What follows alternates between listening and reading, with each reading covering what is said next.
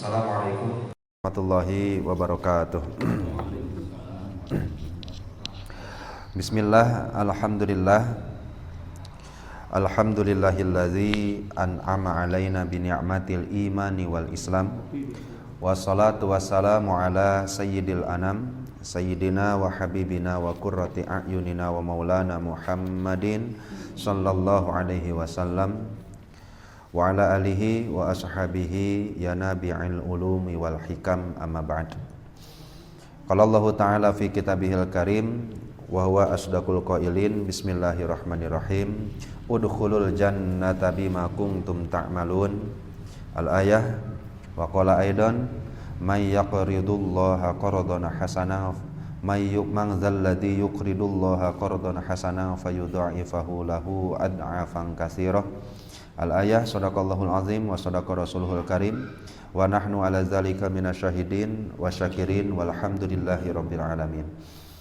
Wa qala fi du'a rabbi shrah li sadri wa yassir li amri wahlul 'uqdatam min lisani yafqahu qawli. Allahumma sakhkhir lana lisana sidqi waj'alhu mahallal fahmi lil khitab wan nutqa bis shawab wal amala bis sunnati wal kitab.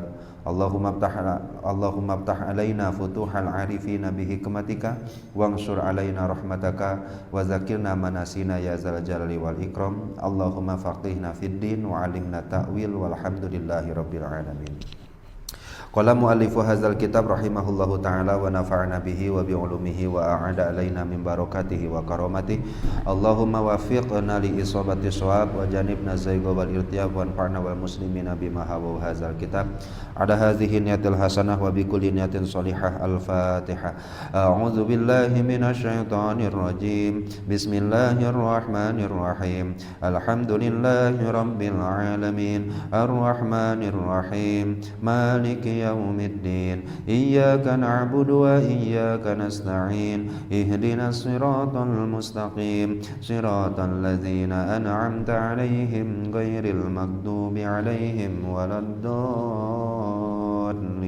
Rabbighfirli wa li walidayya. Alhamdulillah.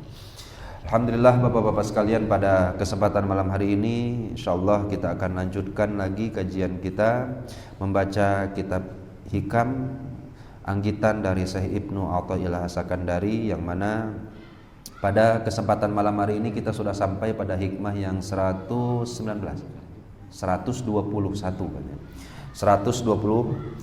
yang mana insyaallah ini pun menjadi bagian penerus atanapi titimah penyempurna dari hikmah-hikmah yang sebelumnya, yaitu dauhan Syekh Ibnu Athaillah As-Sakandari. Bismillahirrahmanirrahim. Iza aroda ayyadhara fadlahu alaika khalaqa wa nasaba ilaika.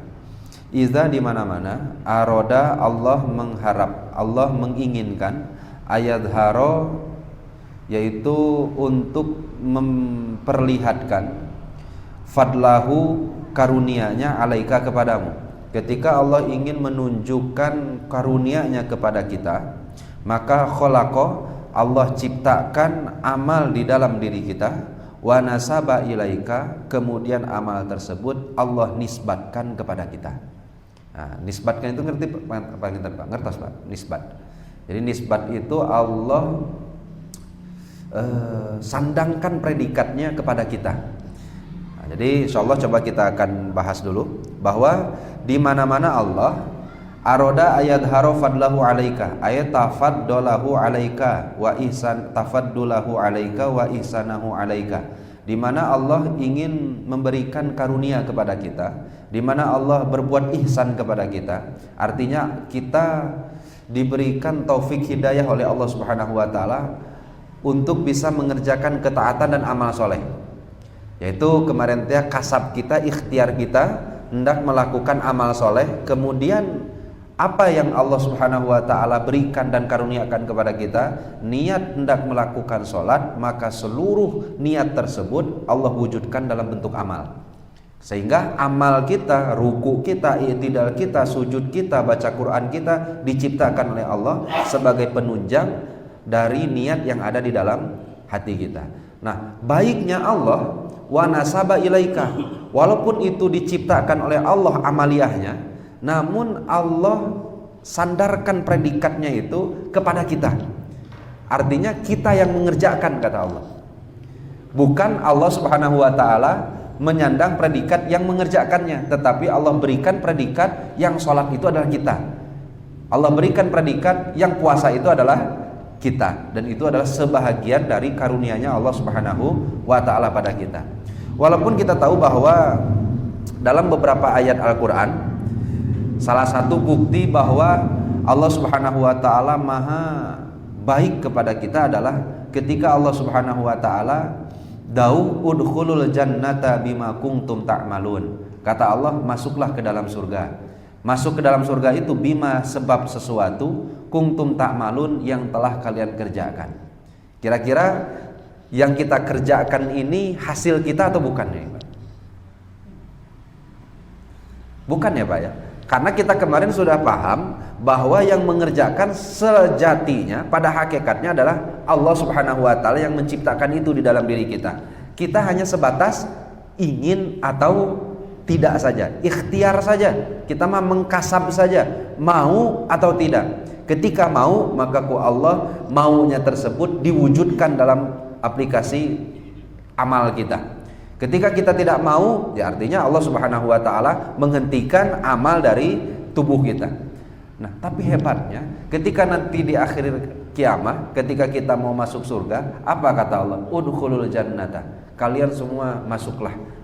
Bima kuntum ta'malun, kalian masuk ke dalam surga sebab apa yang telah kalian kerjakan. Allah yang memberikan kekuatan, Allah yang memberikan kudrohnya kepada kita, Allah yang memberikan izinnya, Allah ciptakan amal kita, tapi amal tersebut Allah sandarkan pangkatnya, derajatnya dinisbatkan kepada kita yang mengerjakannya, yang hanya mengikhtiarkannya saja. Kira-kira besar tidak apa fadlnya Allah, karunia-Nya Allah. Nah, mungkin nanti akan timbul satu pertanyaan, yaitu ini kita coba bacakan salah satu sarah dari apa yang disampaikan oleh Syekh Ramadan Al-Buti dalam kitabnya, bahwa bagaimana bisa dikatakan salah apa yang kita minta kepada Allah. Kenapa kita menuntut kepada Allah atas amal itu salah? Padahal kemarin kita sudah paham ya Pak ya, bahwa kalau kalian meminta kepada Allah amal tersebut harus diganjar, meminta balasan dari ganjaran, maka Allah pun menuntut balik. Apa yang Allah tuntut kepada kita, Pak? Masih ingat atau tidak, Pak? Nah, Allah meminta kita untuk sidik di dalam ibadah. Andaikan kita meminta Allah membalas amal yang kita kerjakan, maka Allah pun meminta kepada kita agar kita sidik dalam beramal. Kemudian hikmah yang selanjutnya di 120, Syekh Ibnu Athaillah mengatakan, jangan meminta balasan dari apa yang sebenarnya kamu bukan pekerjaannya. Yaitu kemarin Pak, kita hanya berikhtiar saja memilih mau sholat atau tidak. Nah, di hikmah yang sekarang ini Syekh Ibnu Athaillah Sakandari seakan-akan menjawab pertanyaan ayatul bal abdu maqad wa'ada bihi lahu rabbu jalaluh. Bagaimana ketika kita beramal itu sudah saja kita meminta apa yang Allah janjikan saja. Ketika kita sholat, ketika kita takwa, Allah janji gak ke kita? Apa janji Allah? Mayyataqillah yaj'al lahu makhraja. Kalau kamu sholat, kalau kamu takwa, kamu nanti akan diberikan jalan keluar. Bahkan wa yarzuqhu min haitsu la yahtasib. Apapun kesulitanmu akan aku berikan rezeki dari arah yang tak pernah aku duga-duga sebelumnya. Nah, kira-kira apa? Pertanyaannya, boleh nggak yang kita minta itunya saja, Pak? Artinya kita meminta tolabul iwan, meminta ganjaran yang dijanjikan saja. Boleh atau tidak? Ya sudahlah, saya tidaklah sholat saya, ya Allah nggak apa-apalah, saya tidak akan meminta iwat dari sholat saya, tidak akan meminta balasan dari sholat saya. Sholat saya itu saya anggap saja sudah, ini ikhlas karena Engkau. Artinya saya tidak mengharapkan balasan apa-apa. Yang saya harapkan semoga amal ibadah saya, sholat saya diterima saja. Dan saya sudah bersyukur sekali ketika orang lain tidak bisa sholat, orang lain tidak bisa bersujud, bersyukur, tapi saya alhamdulillah masih bisa sholat, masih bisa bersujud. Nah, kira-kira itu kan yang telah disampaikan oleh Syekh Ibnu Athaillah Sakandari sebelumnya, Pak. Nah, kemudian kata Syekh Ramadan Al-Buti dalam kitabnya ini, kata beliau, ya sudah, kalau gitu gimana kalau saya meminta balasan dari yang dijanjikan saja? Boleh atau tidak ini, Pak? Atau masih remang-remang gini, bingung-bingung gini? Nah, pertanyaannya gini. Ketika kita minta apa yang dijanjikan kepada Allah, contohlah kata Allah, "Mayyattaqillah", barang siapa yang bertakwa. Bertakwanya kita ambil saja sholat lah. Barang siapa yang mengerjakan sholat, maka Allah akan berikan jalan keluar dari kesulitan hidupnya. Barang siapa yang sholat, maka seluruh kesulitan akan diberikan jalan keluarnya. Ini janji bukan, Pak? Janji ya?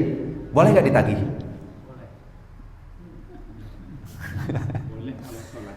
Ya Allah, saya mah moal nulain-lain, ya Allah, sesuai janji bae abi mah atas lah.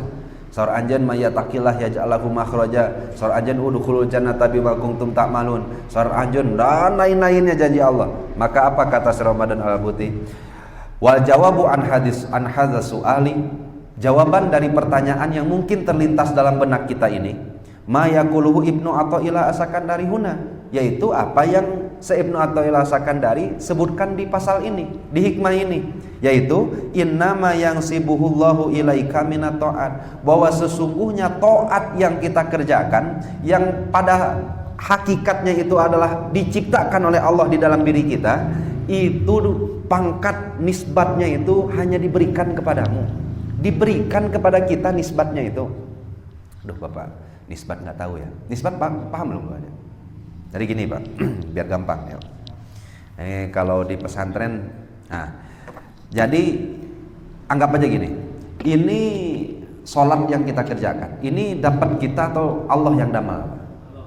Allah, karena kita hanya ikhtiar saja, kasab saja. Laha makasabat wa alaiha maktasabat. Kasab saja, mau sholat atau enggak, akhirnya kita mau sholatnya. Akhirnya sholat itu diciptakanlah oleh Allah fika, di dalam diri kita. Nah setelah beres sholat, yang disebut sholatnya Allah atau kita? Yang disebut sholatnya, alhamdulillah tadi sudah sholat. Sudah sholat itu kita atau Allah? Kita. Artinya ada satu pekerjaan yang Allah ciptakan, tapi dinisbatkan kepada kita, diberikan pangkat itu kepada kita. Paham tidak itu? Atau belum gini? Kalau belum paham kita sambungnya mingguan payun ya. Nah akhirnya kata Syekh Ibnu Athaillah As-Sakandari, apa kata beliau? Nah ini kita baca saja dulu apa yang disampaikan oleh Syekh Ramadan Al-Buti. Innama yansibuhullahu ilaika minat ta'at, sesungguhnya apa yang Allah nisbatkan kepadamu minat ta'at, innama baroza minka wa dhaharobika bi khalqillahi lahu, itu semuanya kan diciptakan oleh Allah. Kita disebut sholat, sholatnya kita itu didamal oleh Allah. Kita disebut orang yang puasa, padahal puasa itu adalah ciptaannya Allah di dalam diri kita. Allah Subhanahu wa taala sebut kita sebagai orang yang mujtahid, mujahidin, orang yang berjihad, padahal jihad tersendiri itu sendiri Allah yang ciptakan di dalam diri kita. Batas kemampuan kita hanya mau dan tidak saja. Nah sehingga andaikan kita minta janji Allah pun itu kurang pantas. Kenapa kurang pantas? Karena predikat menjadi orang yang tukang sholat pun itu sebenarnya diberikan oleh Allah kepada kita. Sampai sini bisa dipahami tidak? Nah sehingga kalau Bapak mau melihat, jadi karunia Allah itu bagaimana? Makanya Syekh Ramadan Al-Buti kurang sepakat ya Pak. Kata beliau, saya kurang sepakat dengan takbirnya Syekh Ibnu Athaillah As-Sakandari. Kenapa? Karena beliau mengatakan idza aradallahu ayadharu fadlahu alaika. Di mana-mana Allah menginginkan memperlihatkan karunia-Nya kepadamu. Di mana-mana Allah ingin memperlihatkan karunia-Nya padamu. Kira-kira karunia Allahnya terus-menerus atau berhenti ada Pak? Terus menerus. Maka kata Syekh Ramadan Al-Buti, buang lapan idza-nya. Kenapa? Karena Allah itu tidak pernah berhenti, selalu memberikan karunia kepada kita. Ketika Allah Subhanahu wa taala, ketika kita mengerjakan taat tersebut diciptakan oleh Allah di dalam diri kita, hanya kita berikhtiar saja. Kemudian taat tersebut dinisbatkan kepada kita pekerjaannya, padahal ciptaan Allah. Ketika bermaksiat pun ada karunia Allah tidak, Pak? Ada. Apa? Karena Allah tidak matikan kita dalam keadaan maksiat tersebut. Allah tunda kemaksiatan itu dengan penurunan azab, karena Allah ingin melihat kita untuk beristighfar, meminta maaf atas kesalahan yang pernah kita lakukan. Bahkan lebih hebat lagi, fadlnya Allah adalah, karunia-Nya Allah adalah kepada orang-orang yang bermaksiat yang kadang tertipu dengan baiknya Allah. Ini ada salah satu, Pak, kebaikan Allah yang bisa menipu kita. Apa itu? Sifat satarnya Allah. Apa satar itu? Satar Allah yaitu menutupnya Allah atas aib-aib yang pernah kita kerjakan. Kalau di zaman Bani Israel pernah sempat ada syariat kalau malam bermaksiat maka pagi di depan pintu sudah tertulis salahnya apa, kiparatnya apa. Malam maksiat, paginya itu yuktabu ala abwabi kullil asin. Di tiap-tiap pintu orang-orang yang bermaksiat akan tertulis dosana anu, kiparatnya anu. Pertanyaannya, siapa yang bisa melihat? Semua yang lewat, siapapun itu asal punya mata akan melihat tulisan tersebut ada dan tertera di depan pintu masing-masing. Nah, kira-kira Allah Subhanahu wa taala kitukeun kita tidak, Pak? Tidak. Peuting maksiat berang seuri hari-hari damang. Nah, kenapa? Karena disatar sama Allah. Apa satar tuh? Ditutup aib rapat-rapat oleh Allah Subhanahu wa taala. Maka kan pernah saya ceritakan salah satu kisah ketika Wa'idis Tasqa Musa, yaitu Kanjeng Nabi Musa alaihi salatu wasallam itu sudah lama sekali beristisqa, hendak meminta hujan, Pak. Turun hujan. Akhirnya sudah puluhan hari bahkan tahunan hujan gak mau turun-turun. Usut punya usut, ternyata ada rojulun min Bani Israel. Akhirnya munajat Nabi Musa, ya Allah, yaitu istisqa kurang kumaha, puasa geus hantem-hanteman, salat sudah sekuat tenaga, berdoa asa teh udah habis doa untuk meminta hujan ya. Perbendaharaan katanya sudah habis tapi hujan belum turun-turun. Akhirnya dikabarkan oleh Allah, inna fi qaumika rojulan ya'sini, ada seorang laki-laki di kaummu yang selalu memaksiatiku mundu arba'ina sanatan, sejak 40 tahun lalu. 40 tahun maksiat bae ka abdi, teu pernah ibadah. Akhirnya kata Nabi Musa, saha atuh ya Allah? Tehangan sorangan. Akhirnya dipaksa oleh Nabi Musa, ya Allah, alimni, kasih tahu saya siapa namanya. Apa kata Allah? Aku memerintahkan hambaku untuk menutupi aib saudaranya yang lain. Masa aku yang sebagai Tuhan membongkar aib makhlukku? Ya cari sendiri. Akhirnya dicari oleh Nabi Musa. Bariskeun sadaya. Mang, ini tuh hujan tuh gara-gara saurangnya. Orang istisqa bulan-bulanan tapi tidak turun hujan karena ada orang yang maksiat dari 40 tahun ke belakang nggak pernah tobat-tobat. Sok ayeuna mah ngaku. Karena kemungkinan cuma dua. Kalau ngaku hujan turun, kalau nggak ngaku paeh kabeh. Karena hujan nggak akan turun. Ini ketika Kanjeng Nabi Musa sudah lewat apa Pak? Yang dikejar-kejar Firaun tuh sudah lewat Laut Merah. Nah, kemudian kan terdampar itu hampir puluhan tahun di Padang Tih namanya, Pak. Di Padang Tih. Nah, itu di situ. Bahkan di Al-Qur'an juga kan sampai-sampai Nabi Musa itu memukul batu ya, Pak ya, untuk memancarkan 12 sumberan air. Fan fajarat min husnata asrota aina. Nah, akhirnya yang laki-laki yang maksiat tadi ngedek-dek we di belakang. Ini kira-kira kalau kita kan di posisi itu ya sama bae ngedek-deknya apanya. Akhirnya kan ketika posisi yang maju kena mundur kena itu akhirnya nggak ngaku ya mati semua, yang ngaku malu. Kira-kira posisi Bapak kalau di saat itu seperti laki-laki itu apa keputusannya Pak yang harus diambil? Ngaku menyelamatkan nyawa semua orang atau nggak ngaku biar mati semuanya? Nah, bingung juga Pak, padahal tengah laman tapi bingungnya nggak jawabnya. Akhirnya apa yang dilakukan oleh laki-laki tersebut? beliau taba ilallahi ta'ala, taubat kepada Allah dengan mengiktikadkan di dalam hati, ya Allah, saya manusia yang hina, bermaksiat kepadamu 40 tahun lamanya, tak mengaku, matilah kami semuanya. Tapi andaikan aku mengaku, maka tentu celah dan aib bagi aku dan keluarga aku.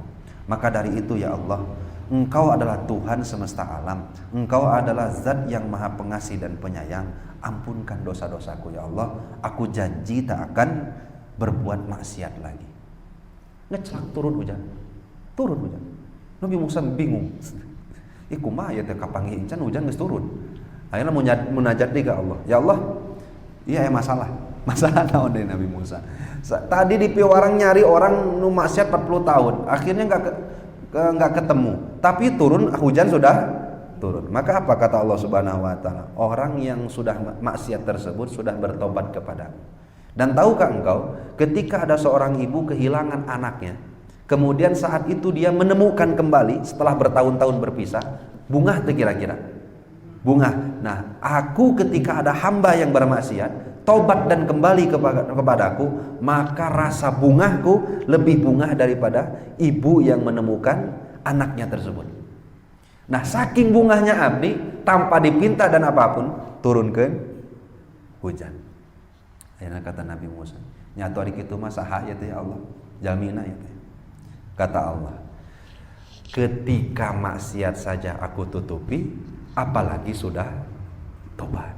Ketika maksiat saja aibnya aku tutupi, aku kunci rapat-rapat, apalagi ketika dia sudah bertobat dan kembali kepadaku. Nah, sehingga bapak-bapak sekalian, ketika kita beribadah kepada Allah, sebenarnya ibadah itu Allah ciptakan di dalam diri kita. Allah berikan kemauan kita untuk beribadah. Nah, ketika kita beres ibadah, pangkatnya diberikan juga oleh Allah kepada kita. Padahal kita hanya modal niat doang. Sebagai apa yang Allah Subhanahu wa taala pernah sampaikan, wallahu khalaqakum wa ma ta'malun. Allah ciptakan engkau dan apa yang telah engkau kerjakan, apa yang telah semuanya Allah Subhanahu wa taala ciptakan. Nah, sehingga suatu ketika, tapi ini banyak ketika menisbatkan perkara yang baik. Jadi nisbat perkara baik, ini sebagai ta'addubannya, adab-adaban kita, maka min hasanatin faminallah wa maka min sayyi'atin famin nafsi. Kita yakin bahwa ketika taat, maka taat itu diciptakan siapa, Pak? Diciptakan Allah. Ketika maksiat itu diciptakan siapa, Pak? Kok ragu-ragu jadi. Ketika kita taat itu diciptakan siapa, Pak? Allah. Ketika kita maksiat itu diciptakan siapa? Gak usah ragu-ragu. Khairuhu wa syarruhu minallah. Yang baik, yang buruk semuanya dari Allah, kepastian itu. Cuma dalam adab-adabannya sebagai makhluk, kalau yang baik nisbatkan semuanya dari Allah, tapi yang buruk nisbatkan semuanya dari kezoliman diri kita, dari kebodohan diri kita. Makanya ketika bertobat, para anbiya selalu mengatakan Rabbana dzolamna anfusana. Ya Allah, ya Tuhan kami telah zolim kepada diri kami sendiri.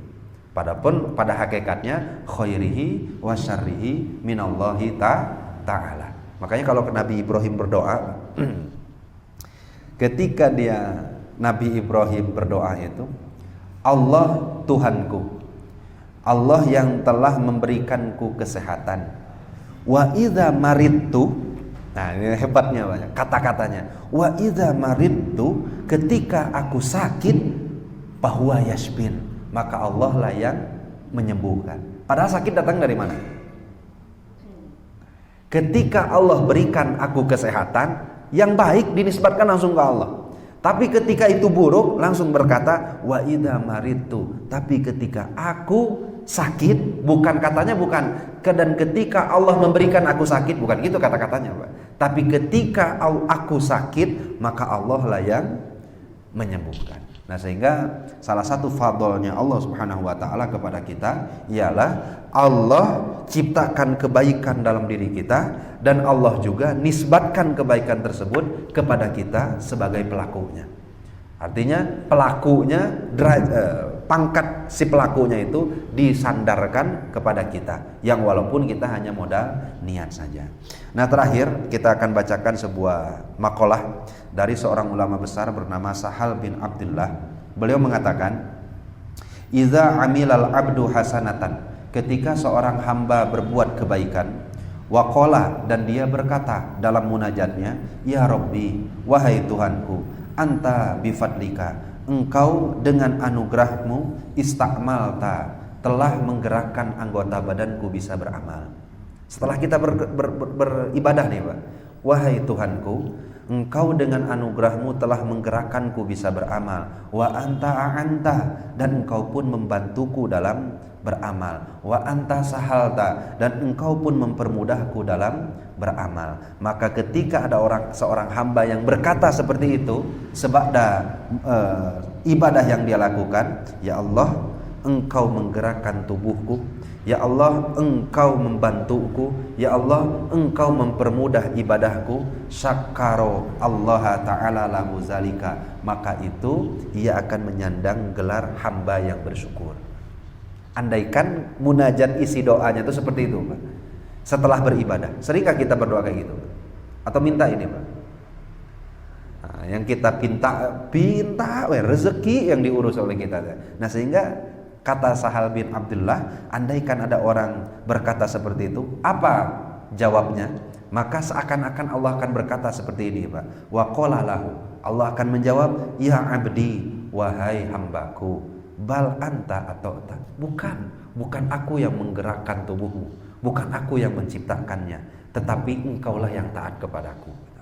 Wa anta taqarrabta, yang takarub itu bukan aku, tapi engkaulah yang bertakarub kepadaku.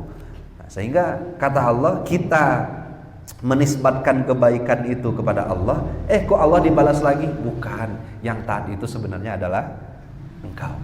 Luar biasa. Tapi kumalamun kieu, wa iza nazaru ila nafsihi, ketika seseorang melihat dirinya, waqala, setelah dia beramal, ana amiltu, ya Allah, saya telah beramal, wa ana ata'tu, dan aku telah taat, wa ana taqarrabtu, aku telah mendekatkan diri kepadamu, a'radallahu ta'ala anhu, maka Allah akan ngabalieur, akan apa ngabalieur itu Pak? Memalingkan, berpaling darinya. Bahkan Allah menjawab, ya abdi ana wafaqtu, tahukah engkau, kamu bukan beramal, aku yang memberikan taufik. Wa ana antu, aku yang membantu. Wa ana sahaltu, dan aku yang telah mempermudah itu semuanya. Nah, sehingga haruslah kita baca ketika beres kita sholat, beres kita ibadah, taat dan lain-lain. Ya Allah, terima kasih, Engkau telah izinkan aku untuk bisa taat, Engkau membantuku, Engkau menggerakkan tubuhku, dan Engkau yang mengkaruniakan kebaikan di dalam diriku. Nah, gimana kalau beres maksiat? Wa idza amila sayyi'atan, dan ketika ada seorang hamba beres melakukan maksiat, lalu dia berkata, ya Rabbi, wahai Tuhanku, anta qadarta wa anta qadaita wa anta hakamta. Ya Rabbi, maksiat yang aku lakukan ini kan semuanya karena qadarmu, karena ketetapanmu. Wa anta qadaita, dan engkau yang telah mengkodok dan menetapkannya. Wa anta hakamta, dan engkau yang telah mengukuhkannya. Nah, andaikan kata-katanya seperti itu, akan baiklah maksiat oke kan itu nangges kodok jeung kodarna. Ada yang ngomong kayak gitu. Nasok aya kayak gitu teh-tehnya. Akan baiklah ada maksiat oke eta mah geus dikodok, geus dikodar ku Allah. Andaikan ada seorang hamba yang berkata seperti itu, maka ghadabal maula, Allah akan marah, seakan-akan berkata, ya abdi, wahai hambaku, bal anta asa'ata, bukan aku yang mengkodarnya, bukan aku yang menetapkannya, engkau yang berbuat salah. Wa anta jahilta, engkau yang bodoh. Wa anta asoita, dan engkaulah yang telah bermaksiat. Nah, gimana atuh seharusnya seorang hamba ketika telah beres bermaksiat atau kelepasan dirinya berbuat maksiat? Ya Rabbi. Nah, inilah kata-kata yang harus kita ucapkan, Pak. Ana zalamtu nafsi. Saya telah menzolimi diriku sendiri. Wa ana asa'atu. Aku telah berbuat salah. Wa ana jahiltu. Aku telah bodoh, tak tahu apa-apa ya Allah.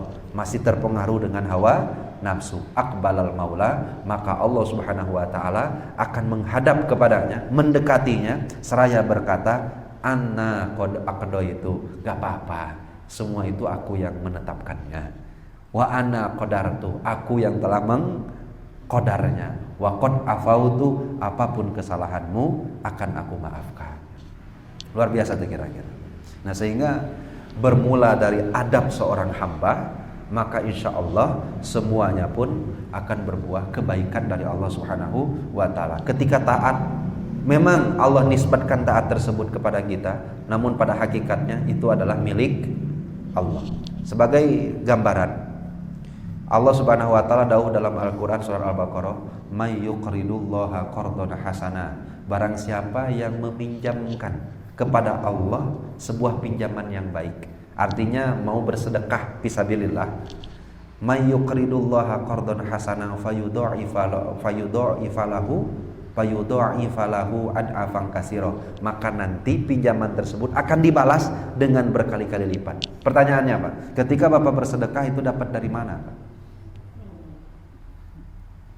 Dari Allah. Kemudian kata Allah, "Boleh enggak aku meminjam dulu untuk fisabilillah?" Padahal itu hati sahabat, hati Allah. Artinya apa?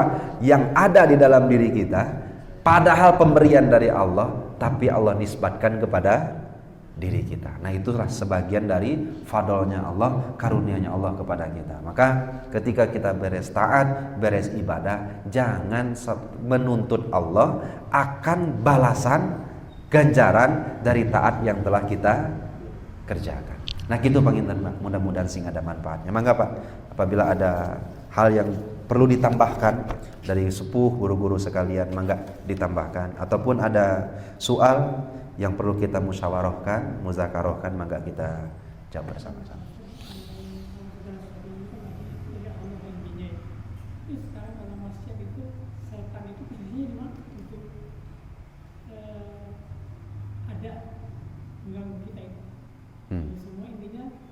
Ujungnya kan ada orang. Ya. Nah, peran setannya dan iblis itu di mana itu?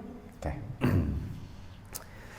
Nah, jadi yang bisa menghalangi seseorang disebutnya dalam kitab Minhajul Abidin itu aqobah atau aqobah. Uqbah itu semacam rintangan, akobat, rintangan-rintangan seseorang bisa bertakarub kepada Allah sekurang-kurangnya ada 4. Bapak tuh mau jejek istiqomah pokoknya mas harek tahajud. Kira-kira yang bisa menghalangi Bapak tahajud itu ada 4. 1, dunia. Dunia yang dimaksud itu apapun jenisnya, yang penting dunia. Yang kedua, makhluk. Dunia itu dalam Al-Quran itu innama amwalukum, hartamu, harta, pekerjaan, rumah dan lain-lainnya. Nah, itu termasuk dalam golongan dunia. Yang kedua, wa auladukum, makhluk. Makhluk bisa nggak menghalangi kita ibadah? Bisa.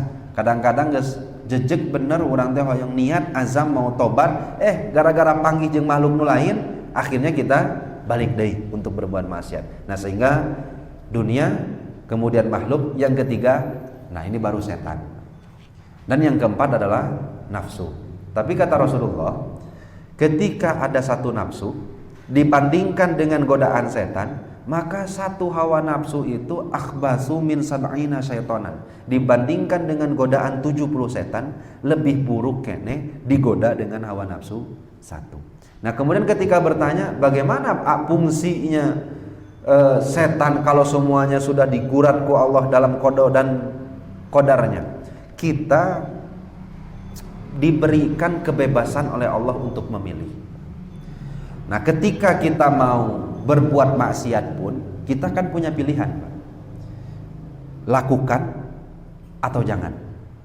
Nah, akhirnya kan setan datang, Pak. Makanya salah satu fungsi setan tuh wala udillannahum wala umanniyannahum, akan aku berikan kasasaran dan akan aku berikan angan-angan.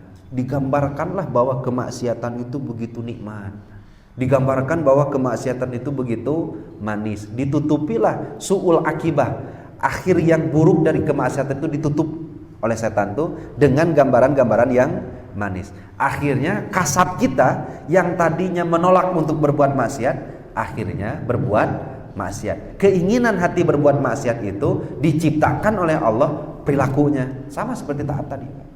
Artinya kita modal di mana? Modal di inginnya, modal di niatnya. Nah kemudian diberikan oleh Allah fasilitas dari keinginan tersebut dengan diciptakanlah langkah untuk berbuat maksiat, tangan menggapai untuk maksiat, kaki melangkah untuk maksiat dan lain-lainnya.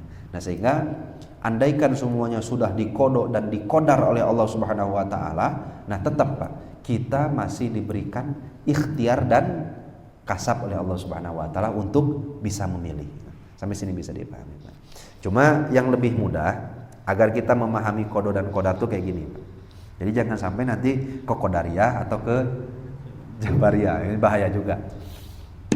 Sebelum Allah ciptakan makhluk, kodo dan kodar udah tertulis belum Pak? Itu sampai berapa Pak? 50.000 tahun sebelum qabla khalqil khalqi, sebelum diciptakannya makhluk, itu sudah ditulis di Lauhul Mahfuz teh.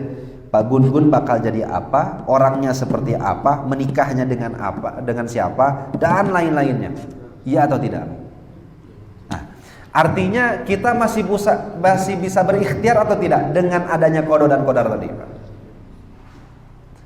Sok sambungkan Pak. Kan kita udah ditulis nih. Dan ini kan gak bisa dibantah lagi karena dalam hadis sudah seperti itu.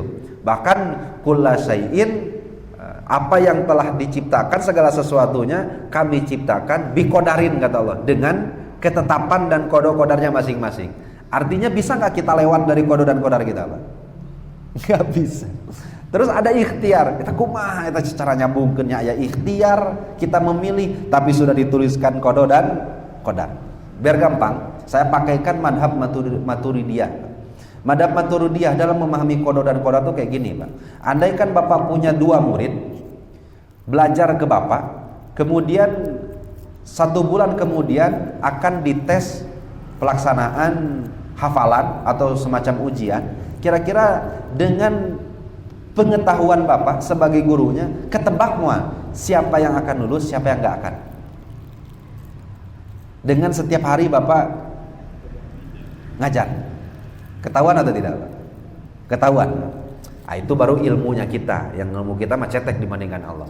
Allah ilmunya itu meliputi masa belakang, meliputi masa sekarang, meliputi masa yang akan datang. Boleh nggak kayak gini? Sebelum diciptakan Pak Gun-Gun, nanti Pak Gun-Gun ketika sudah balik, dia akan dihadapi situasi memilih antara sholat dan tidak sholat. Akhirnya Pak Gun-Gun sholat, memilihnya. Tahulah Allah bahwa Pak Gun-Gun akan memilih sholat. Tuliskan Lauhul Mahfuz tuh. Jam saanu Pak Gun-Gun berikhtiar anu, memilih anu, akan gue tuliskan sholat. Sampai sini bisa dipahami tidak? Nah artinya nyambungnya kodo dan kodar itu meliputi berkaitan dengan ilmunya Allah kepada makhluknya. Bahkan seseorang, bahkan kita pun di sini sudah ada tulisan ahli surga dan nerakanya. Ahli surga dan nerakanya kita udah ada. Makanya ya tiap. Kalau nggak ada berarti Allah nggak maha ilmu. Laras apa? Nah pertanyaannya, tulisan ahli surga dan ahli neraka di Lauhul Mahfuz itu sesuai kehendak Allah atau menurut ikhtiar kita yang dicatatkan melalui ilmu Allah? Karena Allah ilmu bahwa kita di kehidupan kita akan berikhtiar selalu dalam baik, maka Allah dituliskan ahli surga. Nah, kalau gitu pemahaman kodo dan kodarnya paham atau tidak? Paham tidak Pak? Atau kurang paham? Kalau kurang paham tambahan kayak jeng kopi-kopi nana orang bahas lagi. Tapi kalau Bapak mau yang rada-rada nyentuh kana hati, kita bahas kodo dan kodar menurut Asy'ari. Kata Imam Asy'ari, kita tuh milik siapa Pak? Milik Allah. Kalau yang dipika milik harus sesuai, harus ridho dengan apa yang diinginkan oleh si pemilik. Benar atau tidak? Betul. Kalau Bapak punya HP, boleh nggak dikasih ke orang? Boleh. Boleh itu dibalangkeun ke solokan, Pak? Boleh. Boleh nggak dihancurkan, Pak? Andaikan kata Allah yang memiliki kita, kamu surga, kamu neraka, boleh nggak, Pak? Paham nggak dengan kodar yang ini? Nah, kalau Bapak mau memilih, pakai teori yang Asy'ari atau Maturidi? Nah, nanti kodar itu bisa berubah atau tidak? Nah, itu nantilah lain kesempatan ya, Pak. Kalau kodar kayak panjang bisa, Pak. Di majelis fikih itu hampir 3 bulan ya, Pak. Ngaji kodar, tapi kain tahatam-hatam banyak, Pak. Ya, karena memang suatu ketika, suatu saat Rasul itu ketemu dengan sahabat, lagi ngapain kata Rasul? Ayo Rasul, natahaddatsu anil qada'i wal qadar. Kami lagi ngobrol-ngobrol aja Rasul tentang qada dan qadar. Apa kata Rasul? Pamsiku geus eureunna. Geus langsung bae ke salat, langsung bae ibadah, ulang ngobrolkeun qada dan qadar. Artinya kalau nanti kita membahas qada dan qadar, akan ditakutkan salah memahami, akhirnya akan timbul rasa putus asa. Nah, udah pada akhirnya makan bahas qada tuh, kalau saya di qada dan qadarnya ahli neraka, bisa nggak berubah jadi ahli surga? Itu pasti pertanyaannya seperti itu. Akhirnya insyaallah lah di lain kesempatan coba kita akan gali masalah qada dan qadarnya. Gitu Pak Kinten, Pak. Cekapnya banyak. Oh, boleh, Pak.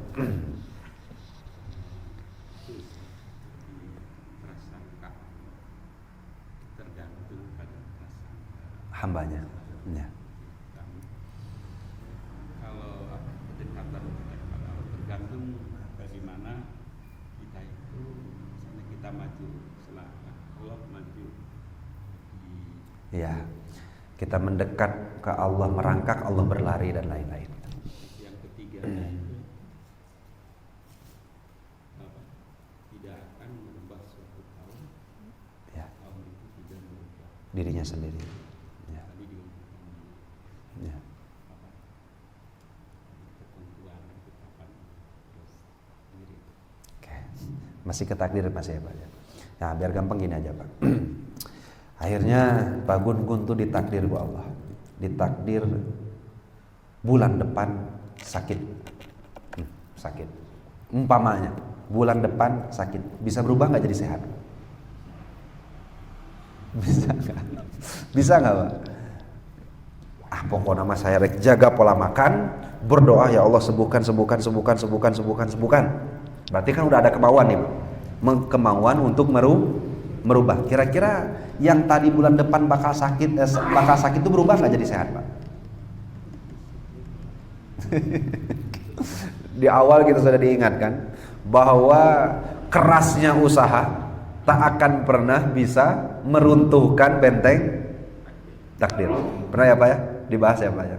Nah, cuma gini, Pak, agar Bapak bisa lebih memahami, dan ini agar lebih supaya kita tetap semangat berikhtiar, bahwa takdir itu ada dua, Pak. Kodok lah, karena takdir udah kejadian. Kodok kita di depan itu umpamanya sakit sebulan yang akan datang, tapi bisa mu'alak, bisa mubrom. Mu'alak itu bersyarat, mubrom itu udah pasti, paten. Nah, nanti apa fungsinya ikhtiar ketika itu udah mubrom ya, Pak ya? Kita bahas dulu yang mu'alak. Pak Gun sakit bulan depan kalau dia tidak berdoa. Akhirnya Pak Gun dari sebulan sebelakangnya berdoa, bisa nggak jadi sehat? Bisa. Kenapa? Karena dalam takdirnya mu'alak. Akhirnya kita tinggal mengumpulkan informasi. Yang mu'alak dari sekian banyak kodo itu apa aja? Umur mu'alak nggak, Pak? Atau mubrom? Udah pasti atau mu'alak, Pak? Kalau sudah pasti Rasul pun pernah tahu, barang siapa yang rajin silaturahmi, rezekinya akan dijembarkan, umurnya akan dipanjangkan. Berarti mu'alak mubrom. Jadi bingung ya itu aja. Akhirnya kita nggak punya informasi kodok yang mubrom itu apa aja. Maka anggap semua kodok yang belum terjadi mu'alak semuanya. Contoh, bulan depan saya sakit atau tidak? Ya usaha saja, ikhtiar.